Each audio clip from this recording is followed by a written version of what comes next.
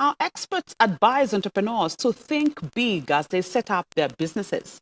And with the big business, there is need to think of business continuity. Tonight's episode of Lessons from the Entrepreneur is a recap of the story of Muharata Agro-Processing Company, whose founder successfully passed it down to his children. And we also learn from Foods That Heal, whose owner, Emily Omondi, acquired the skills from her family background and is already passing them down to her children. This coming up shortly. We're wrapping up Lessons from the Entrepreneur in this month of December 2023 as we usher in a new month and a new season for stories from you, our entrepreneur. But before we do, here are some of the key episodes of Lessons from the Entrepreneur that you really enjoyed and some key lessons that you take home with you. My name is Melissa Odor and this is Lessons from the Entrepreneur.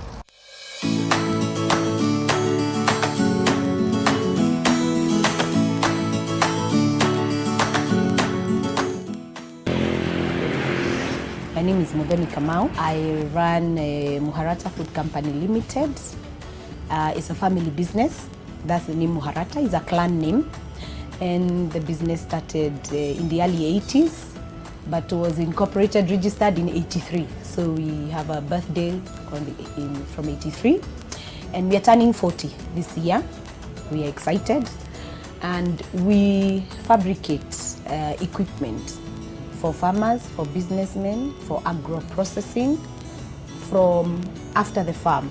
So we don't do on-farm machinery, but we do a lot of off-farm machinery. Right from threshing, to processing of oils, seeds, grains, and many others.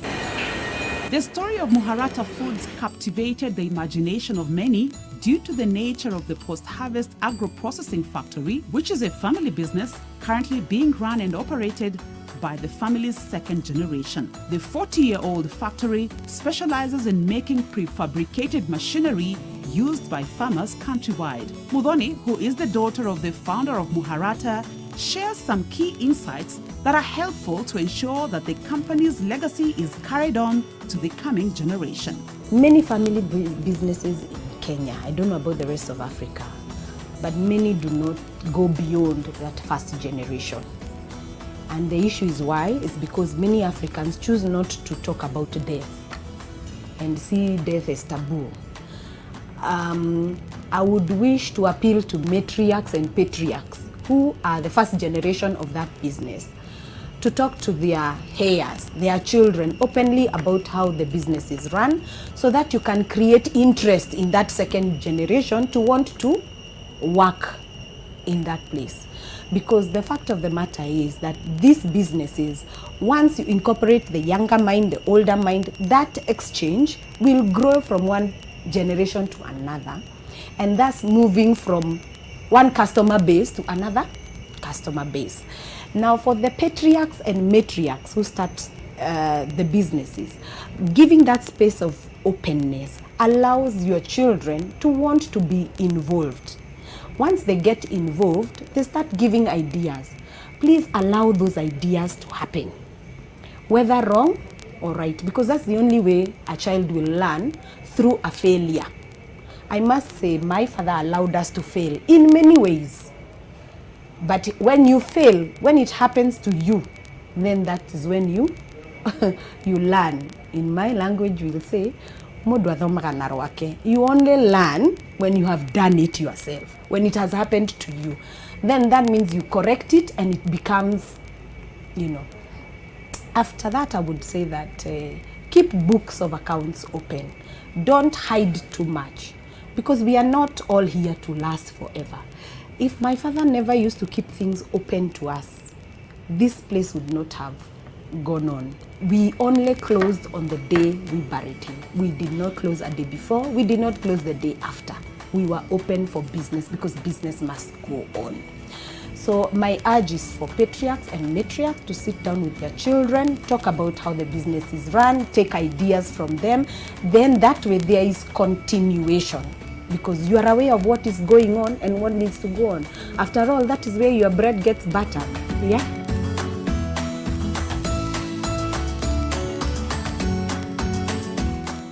And During the episode on Foods That Heal with Emily Omondi, a niche entrepreneur who specializes in special food orders, this was also captured. Emily says she is determined to pass down her cooking skills to her children, having learned the same from her parents. I've grown up loving to taste, to have different tastes of food. Like when it is omena, I don't want to taste like a normal omena, like the normal one. I want to do something to make it taste like a whole different like omena. So it is just the experience of the kitchen and the creativeness. Actually speaks about how God is so diverse in his own way. Like in the kitchen is the place whereby there is a lot of creativity.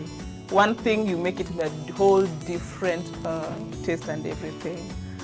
And also the spaces where I grew up into, because to the homes where I grew up, because in a different family, I do the cooking, then again another family I do the cooking.